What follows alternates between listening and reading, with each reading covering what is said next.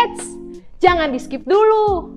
Bapak Ibu Saudara pernah merasakan sakit hati, patah hati yang mendalam karena perilaku orang sekitar, atau kecewa akan keadaan yang tak sesuai harapan? Sama, saya juga pernah merasakannya.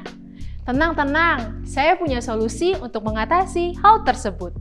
Pada Mazmur 34 ayat 19, firman Tuhan berkata, Tuhan itu dekat kepada orang-orang yang patah hati, dan Ia menyelamatkan orang-orang yang remuk jiwanya. Setiap orang berhak untuk bermimpi.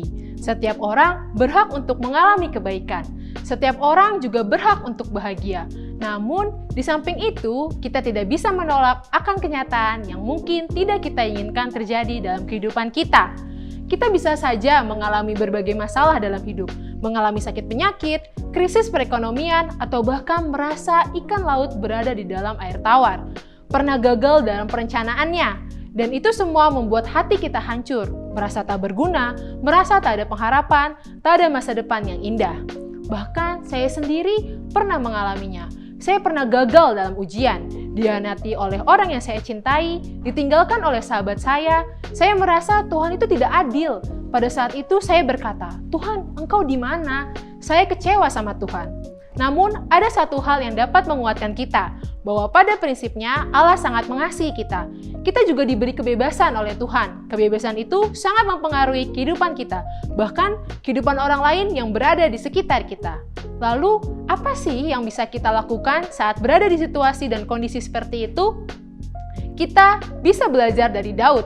Di tengah penderitaannya, apa yang ia lakukan? Ia memuji Tuhan, memuliakan Tuhan, memasyurkan namanya, mencari Tuhan. Ia tidak sama sekali marah atau kecewa kepada Tuhan. Ia justru dapat mengalami kebaikan Tuhan di tengah penderitaan yang ia alami.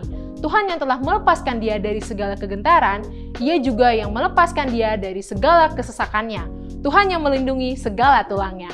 Bapak Ibu Saudara yang dikasihi Tuhan, apa yang kita alami memiliki maksud dan tujuan dari Tuhan dalam kehidupan kita. Mungkin kita belum memahaminya. Oleh karena itu, bersyukurlah selalu karena engkau masih diberi kesempatan untuk melaluinya. Dia hanya membentuk engkau menjadi kuat.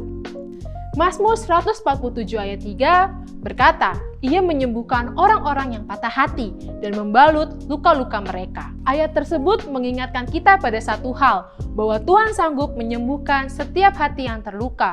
Kasih-Nya mampu memulihkan semua luka hati. Datanglah dengan kerendahan hati kepadanya, maka pintu kasih Tuhan akan dibukakan kepada kita.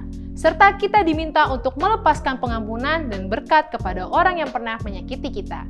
Maka dari itu, mari kita belajar dari Daud yang tetap memuliakan Tuhan dalam segala waktu. Mari kita belajar untuk percaya kepada Tuhan dalam kondisi apapun.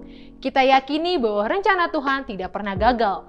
Tugas kita hanya percaya dan taat kepadanya. Hanya dalam hadirat-Nya kita memperoleh ketenangan yang sejati. Tuhan Yesus memberkati.